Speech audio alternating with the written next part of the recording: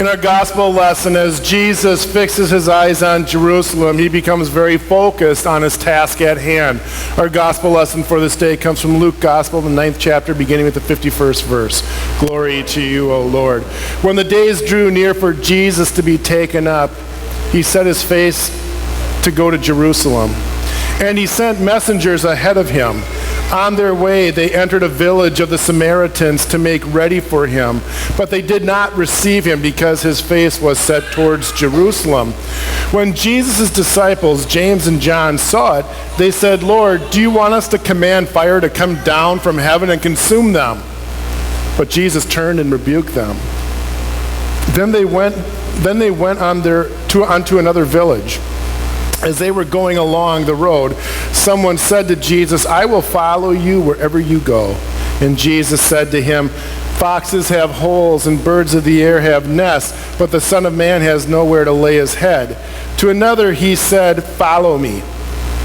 But he said, "Lord, first let me go and bury my father." But Jesus said to him, "Let the dead bury their own dead, but as for you, go and proclaim the kingdom of God." And another said, "I will follow you, Lord, but let me first say farewell to those at my home."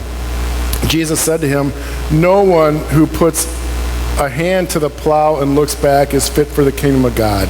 Here ends our gospel lesson for this morning. Welcome home, child of God.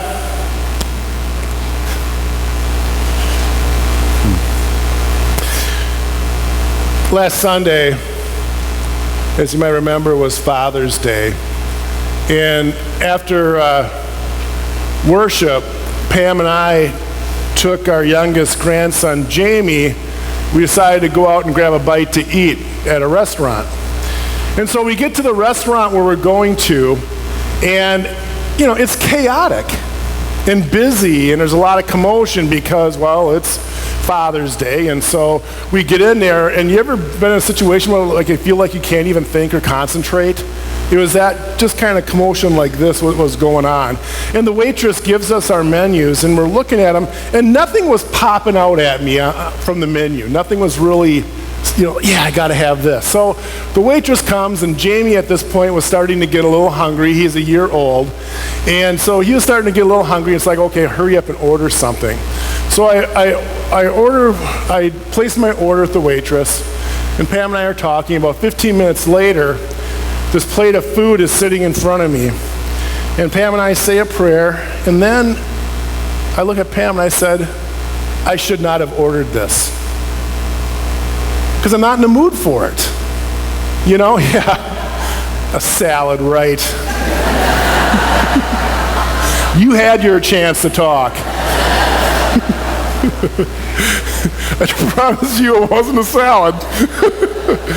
No, so anyways, I said, I should not have ordered this, because I wasn't in the mood for it. I'm a mood eater. When I'm in a good mood, I love to eat. When I'm in a bad mood, I love to eat. When I'm in a different mood, I love to eat, But it just wasn't doing it for me. And so I got thinking about our story from Luke, and the one guy who says to Jesus, "Lord, I'll follow you wherever you go."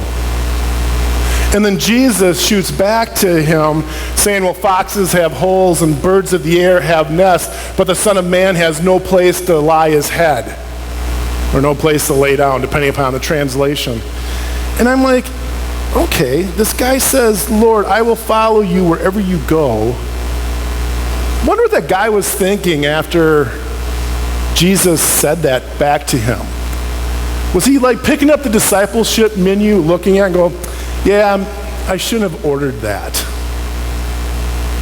It's not what I was thinking." On Monday, or was it Tuesday? I forget, I think it was Monday. I forgot to bring my lunch. That happens about 3 or 4 times a week.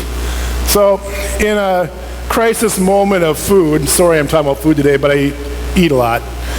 Anyway, so I make this rather unhealthy, poor decision to go to McDonald's, okay? So I thought, okay, quick shoot to McDonald's, grab some food, get back to the office, look at emails. That's what I was thinking. So I get to McDonald's, and it's like 12:25. And cars are wrapped around the building 3 or 4 times to go through the drive-thru. You know what I'm talking about? So anyways, what I decide to do is I'm going to go inside and quick order food and just get it to go. That's my second mistake. I get inside, and there's two cashiers who are struggling with the task at hand and just not really catching on to things. I think both of them were being trained. And do you ever have that moment in your life, it's like, okay, just take a deep breath, be patient, but obviously you really need a vacation if this is really annoying you like it is. You know, one of those kind of moments. I don't know if you've ever been there or not. But anyway, so this guy in front of me, he gets done ordering, and 22 minutes later, it's my turn. So I go up and I say, and the cashier says, "May I help you?" And I said, "Yes, I'd like 1 large Diet Coke, 1 regular hamburger off the value meal because I'm cheap, with just ketchup and pickles only, and then 1 small fry." And she goes, "What was that again?" And I said, 1 large Diet Coke. She goes, "Just hang on a second." Okay, now what? 1 regular hamburger with just pickles and ketchup.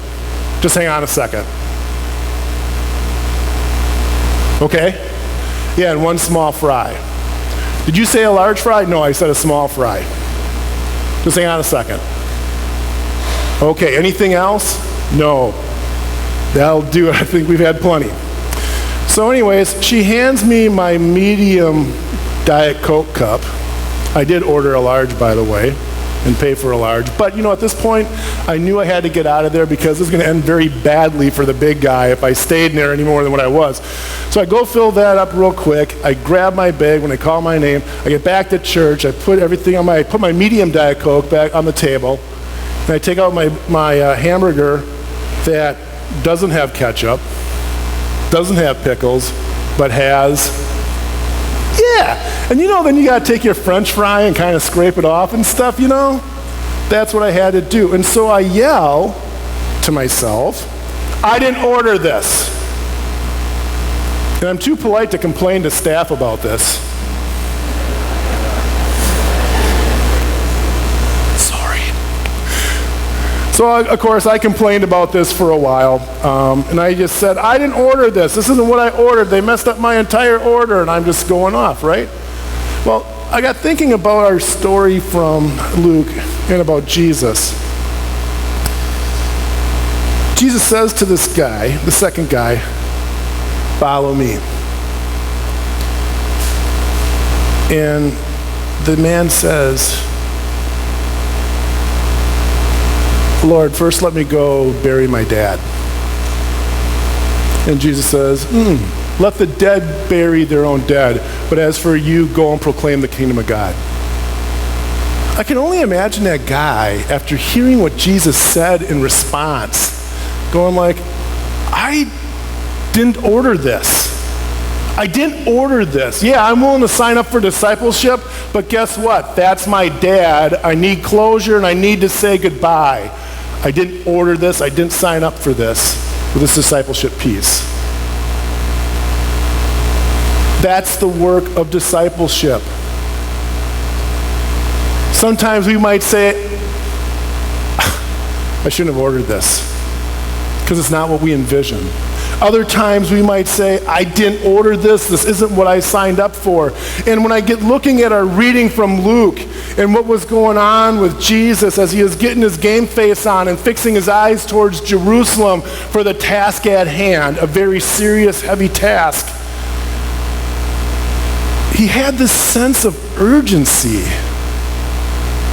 where there wasn't time to wait. What was going on with Jesus with that? Well, Caroline Lewis, who's a professor at Luther Seminary in the Twin Cities, on this text talked about, she says, in the aftermath of Orlando, the reality is that life is fragile and life is frail. And every moment and every second counts. And she goes on to say the urgency that Jesus had in this lesson has to do with that he was getting his game face on. His eyes were getting fixed on what he had to do in Jerusalem. And he wanted everybody to know immediately about the kingdom of God so that they could experience what God had to offer them. So there was that sense of urgency. And so Caroline Lewis goes on to say, because every second does matter and everybody's life matters. Jesus wanted everybody to experience the kingdom of God and God's reign, and that things could be so different than what they were living and what was going on in their lives. Discipleship is not easy to follow. Sometimes we do say, I shouldn't have ordered this. Or I didn't order this. This isn't what I signed up for. And I'm not sure how it is for you. Just speaking for myself. I'm probably not the most faithful disciple Jesus ever had. I have some questions. I have some concerns about this discipleship thing. I sometimes think about the commitments I have and the people I love. And I'm sure that at times, the questions and the commitments I have and the people I love and the concerns I have, I'm sure there's moments in my life when that's held me back from being a complete disciple of Jesus Christ. But like you, I'm here. I'm here along with you to say, Lord, I will follow you wherever you go.